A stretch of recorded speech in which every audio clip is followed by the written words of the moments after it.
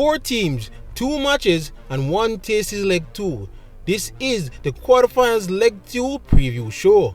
Yeah, people, welcome to JPL Fan, and we are at it again. It is the quarterfinals leg 2 on show once more, and we're here to preview it all. Of course, we are back to Savannah Park for this one, and it's all to play for, as both matches ended in a 1-1 draw in the first leg, so it's evenly poised for leg 2.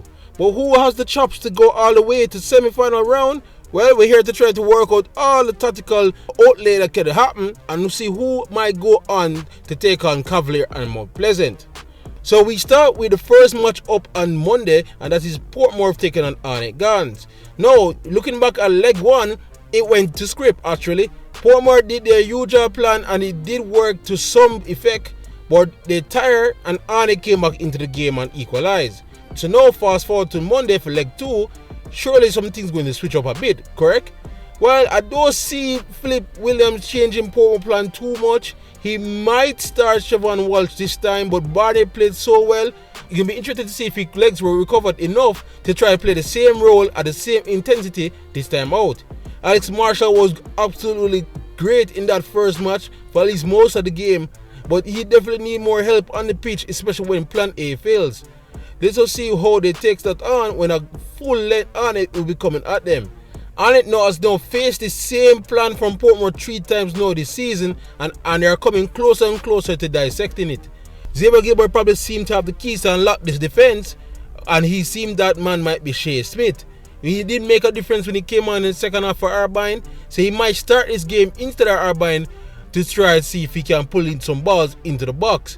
Dixon was playing well, so he don't chase him there, as well as Faber and Reed. But the difference, I think, as well, is that Shepard, who came on in the second half, might actually start from the get-go this time. As for Portmore's side of things, as I said to you, plan A worked for 60% of the game, but when the legs were going, there was no plan B. And that's what I was asking Philip Williams to come up with. Is there a plan B to Portmore when the legs go? They have to find a way to not sit so deep in the second half and try to push the back line up further up the pitch. As well as another creative outlet and another person on the ball when Alex Marshall begins to tire. Who exactly can pull it off for them? I'm not exactly sure at this moment, but maybe with Siobhan Walsh probably playing from the start, it might ease off to some of the pressure. Because I will say this, if he sticks to the usual plan, I don't think it will last for a full 90 minutes, much less 120. They're really going to need something to counter Arnett's waves of attack, especially where they can add on so many attackers in the second half. But it does have everything evenly poised. It should be a fun game, by no means an easy thing to predict. It could go either way this match, but it's going to be nonetheless a fun outing. So again, as it's Portmore taking on Arnett again in leg 2 at 5 PM at Savannah Park. Moving on to the second quarterfinal, of course, as it's Tivoli taking on Waterhouse. Waterhouse surprised us all in the way they started out so good and ferocious against Tivoli in the first half, and they'll be hoping that they can continue that for a full 90 minutes here in leg 2. I love Nikolai Christian being closer to Javier Bryan. He helped tremendously, but you can see that he tired a bit towards the second half. I also like the play of Brown and Dallas. They played as expected. They were much high up the field to help overload the wingbacks of Tivoli and getting some good balls in. But they were aided a bit by how Tivoli were a bit timid in their first half outing. I do not, and I repeat, I do not expect Tivoli to come out like that in this game. The way they ended that first leg is the way I expect them to play, starting from the get-go here in the second leg with full heap of pressure from the orange shirt to anybody in yellow. I also expect them to have the wingbacks at just as high as they did in the second half in the first leg to try and pin down those fullbacks of Waterhouse. So what can Waterhouse do to counter this? I think they simply need to start Andre Fletcher in here.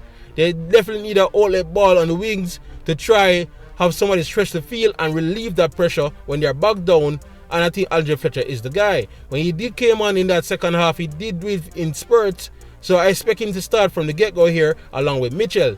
This is not to say Gibberson had a bad game. In fact, I thought Gibberson was good, so if their legs tire, I expect Mitchell to switch out with Gibberson in the second half. But he just got to love the tactical battles going on between Tivoli and Waterhouse, between Jerome Waite and Marcel Gale, and it's going to be a fun to watch to see who came up on top. So again, expect Tivoli to come out much more ferocious from the start, but expect Waterhouse probably to learn from what happened to them in that second half and try to counter their way out of it. It just sets up everything so perfect, don't it? So again, that was Tivoli versus Waterhouse. This one will be at 8 p.m. in case the first match goes on into extra time at Sabina Park. Alright, so guys, before we run to here, we'll just let's get to the community poll question for the day. So after the first night of playoffs, there were some rumblings in the crowd as well as outside the stadium, and especially on the social media, where some Patriots said that they had some difficulty at the stadium in terms of purchasing tickets and entering the grounds. There weren't enough ticketing booths, the lines were too long, as well as they should have opened the George Hellett stand a bit earlier. So to look into this further myself, I did ask you guys in my community here. I know it's a small sample size, but I did ask, how was your experience purchasing tickets and entering the grounds at Sabina Park during the first night of the playoffs? So out of the voting, majority of you guys, 47%, actually said it was great, smooth sailing.